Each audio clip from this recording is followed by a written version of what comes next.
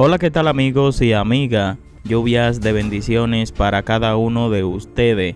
Espero que todos se encuentren muy bien en el día de hoy. Bueno, señores, noticia de último minuto, increíble pero cierto, lo que acaba de ocurrir ahora mismo en Venezuela. ¡Ay, mi madre! Tiene que ver este video hasta el final, porque las informaciones en el día de hoy vienen fuertes y son de suma importancia. Y es que, señores, ya sí fue verdad que la situación en Venezuela se acaba de salir de control, así como lo escucha. Pero antes de entrar en materia con estas y más informaciones, quiero pedirte que te suscribas, que actives la campanita de notificaciones, comparte esta información, deja tu like para que así le llegue a más personas y se enteren de lo que está ocurriendo ahora mismo en nuestro país y en el mundo. Y con Dios mediante, Venezuela va a ser libre, así como lo escucha. En el nombre de Jesús, Venezuela va a ser libre. Así que sin más, comencemos con las informaciones en el día de hoy.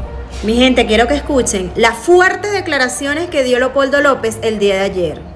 Que Tarek William Saab se comunicó con ellos para pedir protección y acabar con el régimen de Nicolás Maduro. También habló de Diosdado Cabello, por eso no se dejen engañar con ese show, que ese va a ser el primero que va a traicionar a Nicolás Maduro. Escuchen, mi gente. Todos los puntos, además, se han abordado de forma muy cronológica. Y bueno, felicitaciones Kilómetro a todos los que han participado en esta entrevista. Mira, con respecto a la vinculación que se te hizo en su momento con el tema de la corrupción de PDVSA Cripto, ¿no? De Tarek El-Aissami, ya se habló un poco de eso. Pero recuerdo que tú, como una respuesta dada al fiscal general de la República de Venezuela, el gobierno de facto de Venezuela, dijiste que hasta con él hubo un hilo de comunicación para generar un clima de, digamos, de conspiración en contra del presidente, de Nicolás Maduro. ¿Ese tipo de conversaciones se dieron realmente o fue simplemente un impulso tuyo? Además de eso, ¿siguen existiendo comunicaciones de esa índole con representantes del gobierno venezolano, con representantes del sector militar? ¿Y qué recomendaciones le das además al Mundo González Urrutia, a María Corina Machado, como una reorganización, toda vez que no se han logrado los objetivos que se fueron planteados antes del 28 de julio? Mira, lo primero que fíjate, sale el escándalo de PDVSA Cripto. Yo me dediqué, y lo pueden buscar, porque cuando me preguntaban de dónde trabajo, yo trabajo en el tanque pensamiento, y yo me dediqué a buscar entender cómo había sido toda esa trama de corrupción. Y escribí un informe, lo pueden buscar, se llama, búsquenlo en internet, PDVSA Cripto, Leopoldo López, ahí lo pueden conseguir. Después te puedo mandar el link. Se llama Crypto Adoption in Venezuela, Two Sides of the Coin.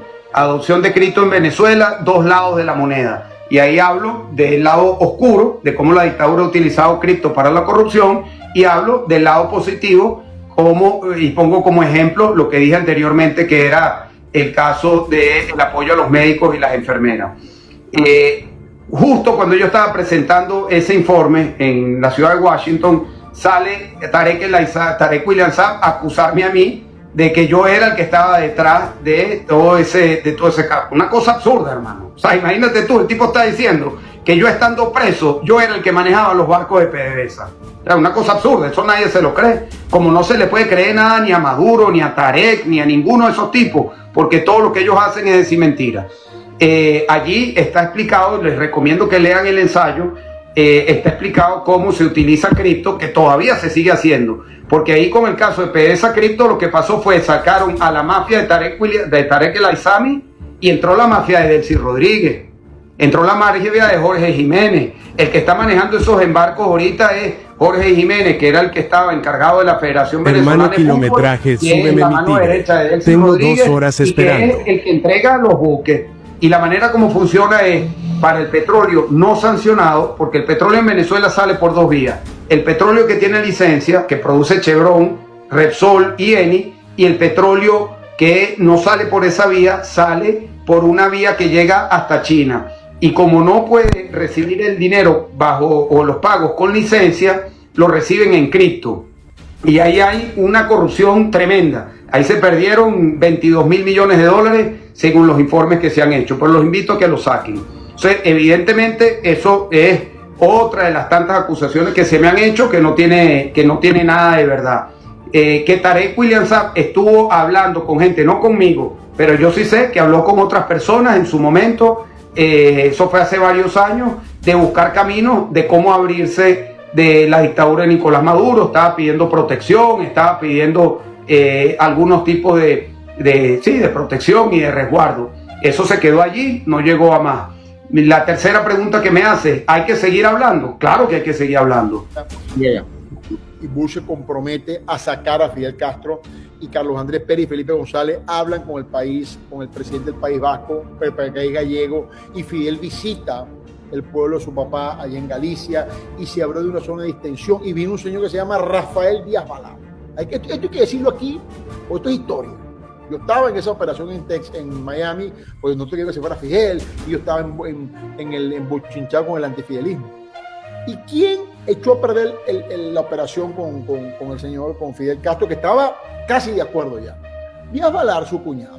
El cuñado de Fidel Castro, Díaz Balart, ¿tá? Cuando Fidel ya estaba a punto de que hubiese un borrón y cuenta nueva, a los pocos días se estaba hablando de la liberación de Mandela, año 90, periodo especial de Cuba, y donde ya estaban todos los empresarios, estábamos de acuerdo en lo que íbamos a hacer en Cuba. Bueno, vino el señor Díaz Balart y el señor Mascanosa, tienen que ir presos los dos y fusilados. Ah, bueno, se acabó la reunión. Entonces, eso ya pasó en Cuba. Y se quedó Fidel, llegó Chávez, y bueno, y la historia lo absorbió. Esa es la realidad y tenemos que ver. Ahora, si vemos el escenario venezolano, con Trump pasó exactamente lo mismo. Señor Leopoldo López, el otro fulanito que va a inquietos presos, que lo vamos a acabar, que lo vamos a matar todito, una persecución horrible. ¿Tú crees, amigo, que en medio de esa tensión va a haber algún tipo de acuerdo? Si es que se llega a un acuerdo. Pues no hay ningún acuerdo, lamentablemente. Entonces, yo siento que Trump, los políticos venezolanos, el 80% son falsos. Todos tienen, oye, te estoy diciendo, cartas falsas de voluntad popular, de 20 Venezuela, y un partido raro ahí que solamente sabe Dios quién es. Entonces, denuncias al CICPC que eran falsas, exámenes médicos falsos. Eso lo están determinando ahorita, mi amigo. O sea, tú puedes tener 50.000 asilados políticos, pero no 1 millón. Eso no existe. El Salvador tenía 15.000 asilados políticos, Nicaragua tenía 5.000 asilados políticos, Haití, Venezuela tiene 1 millón de asilados políticos. Y ese mismo que pedía asilo, pedía el TPS. Y ese mismo pedía paro humanitario con los mismos papeles. Bueno, el Departamento de Inmigración se está dando cuenta que no es verdad que todos eran perseguidos políticos, que no es verdad, que están buscando mejor económica. Bueno, es verdad, están buscando mejor económica. Eso es entendible, ¿no? Pero bueno, es una razón para que dice desde tu país. De hecho, Alejandro, la migración es un derecho. Así es. Se graban los acuerdos internacionales. O sea, ser migrante no es un delito. No, para nada. Ahora, tú decir, no han maltratado tampoco, ¿entiendes? Ahora en ese caso, perdóname, me preocupa porque se genera una especie de neorracismo. Así es. Un colorcito, entonces, bueno, te pueden perseguir, o sea, se genera una paranoia, niños que ya están padeciendo eso, de acuerdo a lo que yo estoy leyendo. Madres que están separadas de sus hijos, que porque nacieron en Estados Unidos, los hijos y ellas no tienen los papeles, en fin, es un cuadro realmente dramático, ¿no? Pero por otro lado, la parte que yo veo positiva para los venezolanos y para los que estamos aquí, es que la mayoría de los ciudadanos venezolanos son los que mejor pagan impuestos, son los que más consumen, son los que más casas compran y carros compran, son los que más tarjetas de crédito tienen y son los que tienen un poder económico importante tanto en Miami como en Nueva York como en Texas. Entonces viene el otro aspecto. Tú vas a echar para afuera a la calle a 300.000 venezolanos que todos pagan impuestos y pagan bien además. Entonces empieza lo que digo yo, el amor y el interés fueron al campo un día. ¿Qué va a pasar ahí? Un proceso de regularización, que es lo que debe venir en los próximos días, en los próximos meses, porque evidentemente ha habido una distorsión. Hay señores como esta gente del Tren de Aragua que hicieron unas cosas aquí indebidas, pero tú no me vas a decir a mí que el Tren de Aragua es más fuerte que la mala salvatrucha de California. O sea, por favor, ni más fuerte que el cartel de Sinaloa del norte de México, el sur de Texas. O sea, yo estoy en Texas, hermano, yo sé lo que significa el cartel de Sinaloa aquí. Entonces, el Tren de Aragua son unos muchachos desajustados, pero no es comparado con ese tráfico de armas que hay entre Texas y México. con ese tráfico de drogas entre Texas y México. ¿Qué opinas tú de eso que dijo Trump de que el gobierno de Maduro mandó para Estados Unidos presos, locos, etcétera? Bueno, eso lo dijeron también cuando Fidel Castro en el año 80 lo del el Marieli es mentira y vinieron todos mis primos. O sea, eso es una propaganda generada por los periodistas de Miami que quieren revivir. O sea, yo digo, si nosotros queremos hacer cambio en Venezuela, no podemos aplicar la misma receta que fracasó en Cuba. Entonces, una pregunta, ¿y alguno de esos primos tuyos, Alejandro, se regresó a Cuba después de venirse? Bueno, hay como 4 familias que ahora están nuevamente. Es que lo que pasó ahora, fíjate, la doble moral. Esto yo creo que es una cosa. Tú llegas a Miami, y cuando llegas a Miami, que tú usualmente vas, revisa la salida de los aviones. Para Cuba hay 14 American Airlines. ¿Y para Venezuela no hay ninguno? Hay vuelos para Matanza, para Varadero, Holguín, Santiago. Por su parte, vengan a escuchar lo que acaba de decir la líder opositora María Corina Machado, y es que el objetivo está claro, que es sacar a Nicolás Maduro del poder, y miren cuál es la estrategia: construir más fuerza y quebrarle lo único que le queda, la capacidad de su estructura represiva y el dinero sangriento de sus redes criminales. Relanzan a la ofensiva total la enorme organización ciudadana que se diseñó en el contexto de un proceso electoral sin ingenuidad. Si hubiéramos creído que era unas elecciones y una feria electoral en democracia con 30.000 o 50.000 personas hubiese sido suficiente.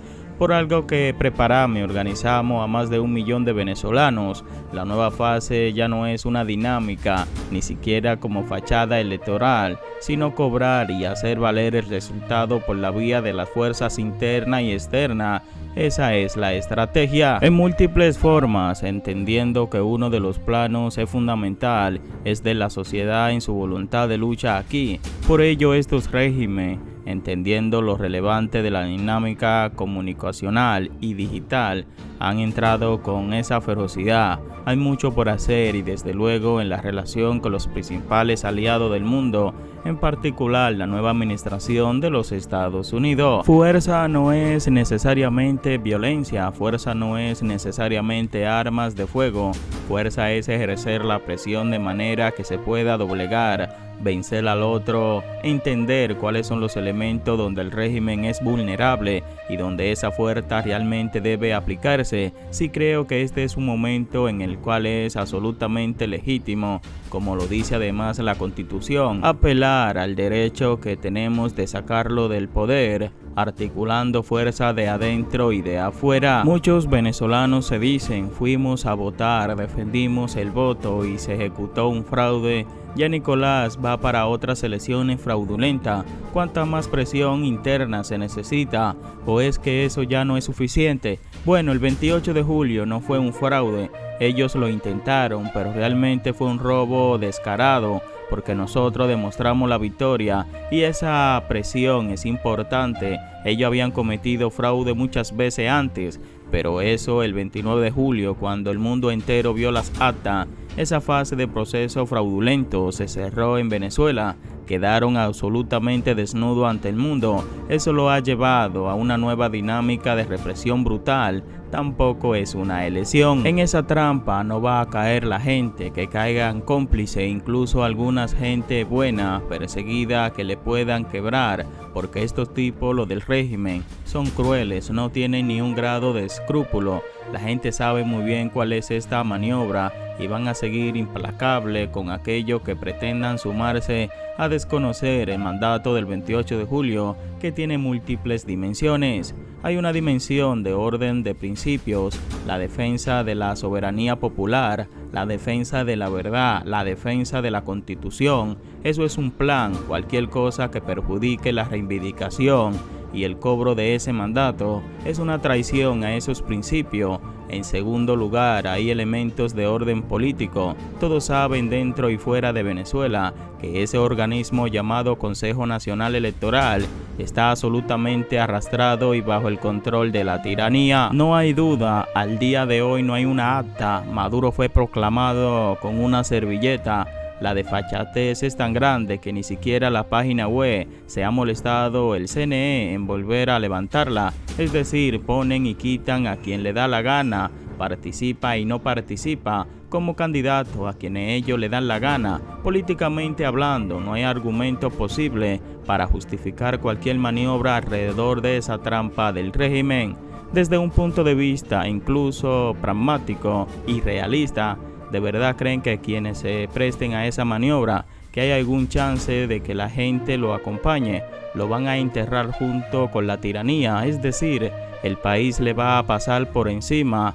¿Qué parte no entienden de lo que ocurrió? Hay que ir por partes. El régimen, consciente de que está aislado internacionalmente, abandonado localmente y con profundas tensiones internas, quieren ver cómo se lava la cara y dan una imagen de estabilidad, cuando este país no está estabilizable ni es gobernable bajo dictadura. Por eso nosotros tenemos que conseguir más fuerza. Me preguntan cuánta fuerza hace falta. Obviamente no es suficiente la fuerza interna, pero la presión ciudadana es crucial para desafiar a la tiranía y presionar a quienes lo soportan, presionar a los militares, a los policías, a los jueces, a todo el sistema judicial que hoy es el soporte de la tiranía internamente, porque su apoyo externo, producto de ese chorro de dinero criminal, nosotros no lo podemos cerrar solos, y ahí, a través de la aplicación de la ley, queríamos que nuestros aliados reales entiendan la amenaza que representa Maduro para todo el hemisferio,